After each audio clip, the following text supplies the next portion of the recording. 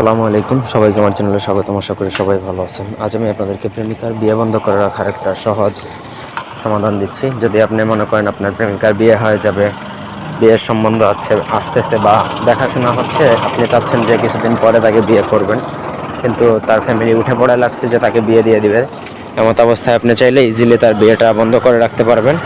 আর সাময়িক সময়ের জন্য, সাময়িক সময় বলতে সেটা আপনি মেয়াদ উল্লেখ করে দিবেন কতদিনের জন্য আপনি এক্সেক্ট করবেন।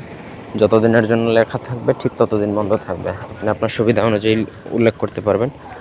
ততদিন বিয়ে বন্ধ থাকবে। যতই বিয়ের প্রস্তাব আসুক না কেন বা যতই বিয়ের ট্রাই করুক না কেন, আপনার প্রেমিকার বিয়ে বন্ধই থাকবে, কোনোভাবেই তারা বিয়ে দিতে পারবে না। যাই হোক, ব্যক্তিগত যে কোনো প্রয়োজন বা যে কোনো কাজের জন্য স্ক্রিনে দেওয়া নাম্বারে সরাসরি ফোনে বা হোয়াটসঅ্যাপে যোগাযোগ করে যে কোনো কাজ করাতে পারবেন, দেশে বা দেশের বাইরে থেকে। এখানে একটা গরু মন্ত্র আছে, বন্ধ বন্ধ বন্ধ ফলানির জায়গায় নাম, বিয়ে বন্ধ করিলাম, পঞ্চ ইন্দ্রিয় বান্ধিলাম, স্বর্গমর্ত বান্ধিলাম, হচ্ছে লাখ লাখ লাখ গ্রামের আড্ডা। ছোট মন্ত্র মুখস্থ করা যাবে যদি আপনারা ট্রাই করেন।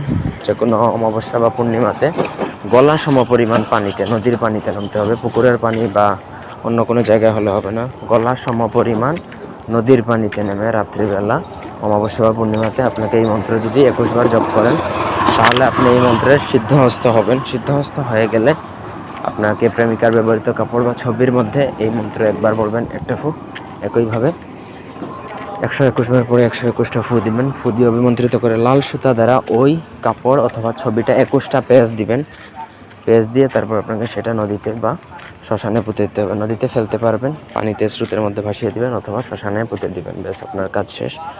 প্রপার ওয়েতে যদি করতে পারেন তাহলে আপনার প্রেমিকার বিয়ে বন্ধ হয়ে যাবে। নিচে অবশ্যই মেয়াদ উল্লেখ করবেন যেই কাপড় বা ছবির মধ্যে। ধন্যবাদ।